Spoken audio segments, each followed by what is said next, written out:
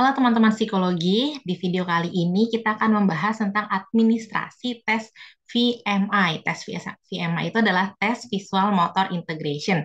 Bersama saya Narasri Utami. Nah, tes VMI ini adalah tes yang kepanjangannya tadi adalah Visual Motor Integration. Tesnya terdiri dari 24 gambar geometri yang ditujukan agar testi menyalin gambar-gambar tersebut dengan pensil pada kertas yang telah ditentukan. Jadi lembar soal dan lembar jawab itu jadi satu kertas ya guys ya. Bagian atas terdiri dari soal dan bawahnya terdiri dari halaman kosong yang ditujukan untuk testi menyalin gambar tersebut. Tes ini sebenarnya dapat diberikan kepada anak usia mulai dari 2 tahun hingga 15 tahun. Tapi tujuan dasar dari tes ini untuk didesain untuk melihat kemampuan anak usia prasekolah dan anak SD kelas-kelas awal. Sebelum kita mulai tes, hal pertama yang perlu kita lakukan adalah mencari data tanggal lahir testi ke orang tua atau guru ya. Jadi jangan nanya si adik kalau bisa nanya ke orang tua. Ini ditujukan untuk mencari usia kronologis testi. Jadi kita perlu tahu usia kronologis. Nah, bagi teman-teman yang lupa ngitung usia kronologis, caranya kayak gini. Jadi kita pertama-tama tulis tanggal tesnya, tanggal berapa. Misalnya di sini adalah 9 Desember 2022. Jadi kita nulisnya kebalik ya, tahun dulu, bulan baru tanggal, terus tanggal lahir testi, misalnya lahirnya bulan Mei tanggal 5 2017. Nah, ini kita kurang-kurangi dari tahunnya dulu. 2022 dikurang 2017, 5 tahun. 12 Desember dikurang Mei, jadi 7 bulan, dan 9 dikurang 5 jadi 4 hari. Jadi usia kronologis tesnya adalah 5 tahun, 7 bulan, 4 hari. Oke, sekarang kita akan masuk ke administrasinya. Cara pertama-tama yang harus kita lakukan untuk mengadministrasikan tes VMI adalah satu, minta kepada si testi, pada si AD untuk menirukan bentuk-bentuk yang tersedia di gambar tersebut dengan pensil tanpa menggunakan penghapus atau penggaris. Nah, testi harus mengerjakan urut nih dari nomor 1 ke nomor berikutnya. Dan masing-masing nomor hanya boleh dikerjakan dengan 1 kali percobaan. Itu adalah aturan umum untuk mengerjakan tes VMI. Berikutnya, kita taruh lembar jawab di hadapan testi. Mulailah dari nomor 1. Nah, kerjakannya perlahan-lahan ya. Perlahan-lahan itu maksudnya saat kita membalik halamannya dari nomor 1, 2, 3, terus ke 4, 5, 6. Sebisa mungkin perlahan-lahan. Ini dilakukan harus berhati-hati karena agar bentuk-bentuk yang lebih sulit itu tidak terlihat sebelum waktunya. Tadi kan tes ini terdiri dari 24 gambar nih. Makin ke atas, makin dari nomor 1, 2, 3, sampai 24, itu kesulitannya makin tinggi.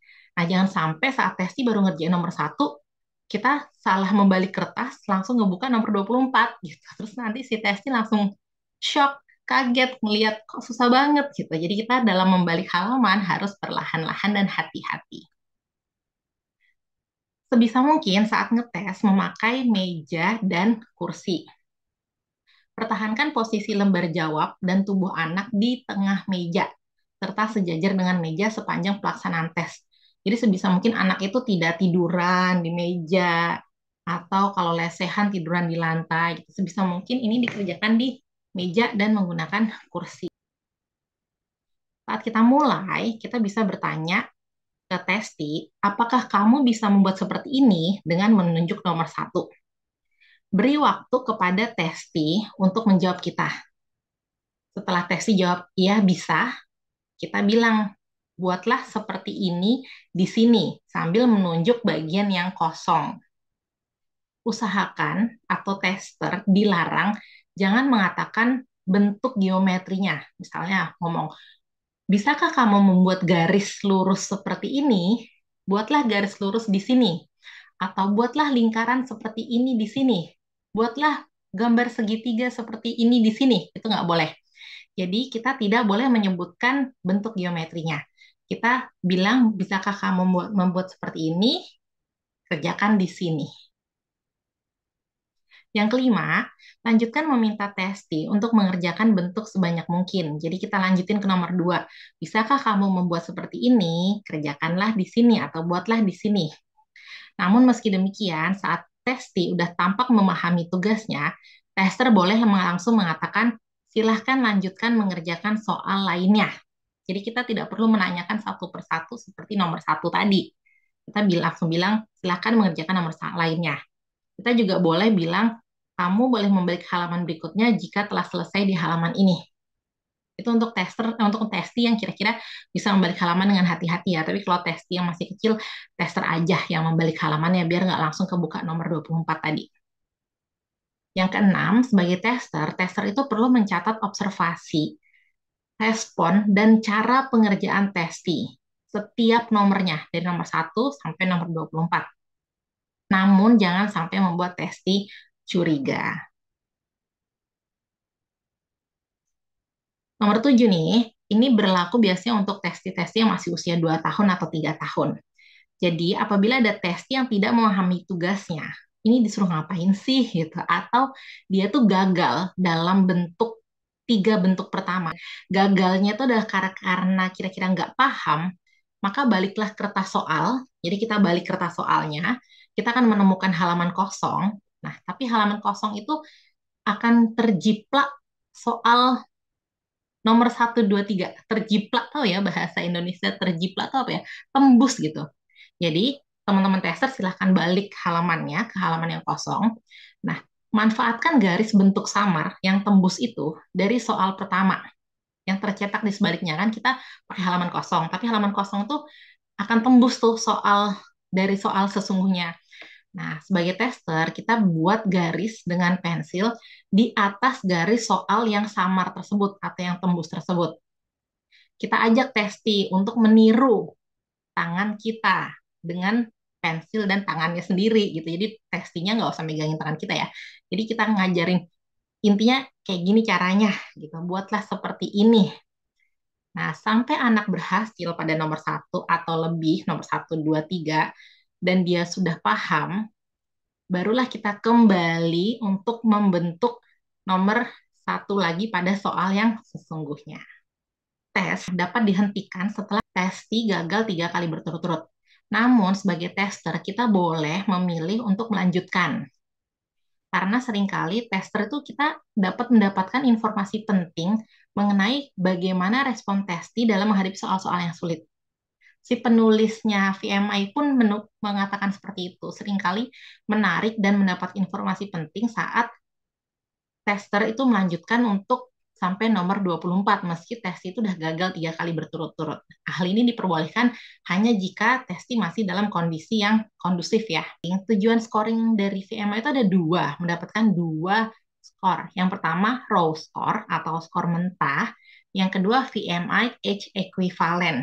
VMI age equivalent itu kayak kalau di BINE kayak umur mental gitu untuk membandingkan kemampuan dia dengan usia anak lainnya. Oke, cara scoringnya gimana? Untuk scoring yang raw score, teman-teman pertama-tama silahkan buka buku panduan untuk melihat kriteria penskoran. Jadi ini ada buku panduannya ya teman-teman ya. Jadi kita tidak subjektif gitu untuk menentukan benar atau salahnya, tapi ada buku panduannya. Nah, di buku panduan tersebut ada halaman informasi penskoran berjudul kriteria penskoran. Kriteria penskoran itu isinya nanti menjelaskan mengenai persyaratan untuk jawaban yang benar atau jawaban yang lulus maupun jawaban yang gagal. Jadi setiap nomor dari nomor 1, 2, 3, sampai 24 ada kriteria. Misalnya nomor 1, benar kalau kira-kira apa, salah kalau apa. Gitu. Itu sampai nomor 24 ada kriterianya. Dan setiap nomor 1, 2, 3, sampai 24 selalu ada contoh. Yang benar seperti apa, yang salah seperti apa. Jadi kalau saran saya pertama-tama teman-teman lihat kriterianya dulu, dibaca dulu kriterianya, terus tentukan punya subjek atau punya testi punya kalian tuh masuk kriteria yang benar atau yang salah. Kalau ragu-ragu, baru lihat gambar-gambar contohnya. Oke, untuk menentukan raw score, jadi kita harus men-scoring nih setiap nomor. Masing-masing nomor kalau benar nilainya 1 dan kalau salah nilainya 0. Gampang banget kan? Jadi kita tinggal lihat jawaban testi itu benar atau salah. Kita hitung skor yang benar. Kita hitung 1, ada berapa yang benar, sampai testi itu salah 3 kali berturut-turut. Jadi kalau sudah testi salah 3 kali berturut-turut, scoring dihentikan. Contohnya misalnya kita ada testi nih, ada satu testi, dia ngerjain 1 sampai 10 benar semua. Jadi benar, benar, benar, benar, benar sampai 10. Terus nomor 11 dia gagal, nomor 12 gagal, nomor 13 gagal, terus nomor 14 benar. Nah, raw score-nya adalah tetap 10 karena raw score didapat dari hitung yang benar sebelum Testi salah 3 kali berturut-turut. Tadi kan nomor 11, 12, 13 dia gagal tuh. Walaupun nomor 14 betul, itu tidak kita hitung. Jadi raw score-nya sampai nomor 10 aja. Jadi raw score-nya adalah 10. Atau ini ada contoh lain. Ini contoh lainnya. Misalnya punya Testi nomor 1 dia benar, nomor 2 benar, nomor 3 benar, nomor 4 salah, nomor 5 benar, nomor 6 benar, nomor 7 benar, terus 8, 9, 10 salah. Nomor 11 benar. Nah, tapi kan ini udah 3 kali salah berturut-turut, jadi nomor 11 tidak kita hitung skornya. Kita hitung yang sebelum salah 3 kali berturut-turut. Ada 6 di sini. Jadi raw skornya Testi punya ini adalah 6. Oke, setelah dapat raw score, kita lanjut mencari VMA H equivalent. Untuk mendapatkan skor VMA H equivalent, kita perlu lihat buku juga. Lihat buku lagi ya, buku panduan. Ini adalah contoh tabel VMA H equivalent. Jadi gampang banget. Di tabel ini, paling kiri raw score, sebelahnya male, jenis kelamin laki-laki, dan sebelahnya female. Misalnya nih, si Testi itu tadi perempuan, raw score-nya 6. Kita lihat nih, raw score-nya 6. Kita lihat angka 6 di raw score. Dia perempuan kan, berarti VMA H equivalent-nya adalah 4 strip 4.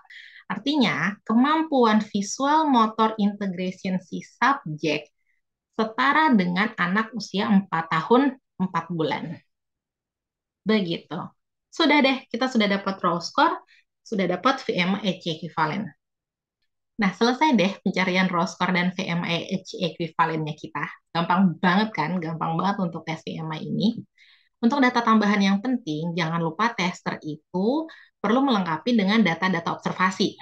Tadi, tester harus mencatat setiap nomornya, bagaimana cara si testi mengerjakan, dan juga respon si testi saat mengerjakan setiap nomor. Itu adalah hal yang penting dan perlu dilaporkan. Oke, selesai teman-teman video kali ini. Semoga bermanfaat. Selamat belajar dan selamat berpraktek. Sampai ketemu di video-video berikutnya. Bye-bye.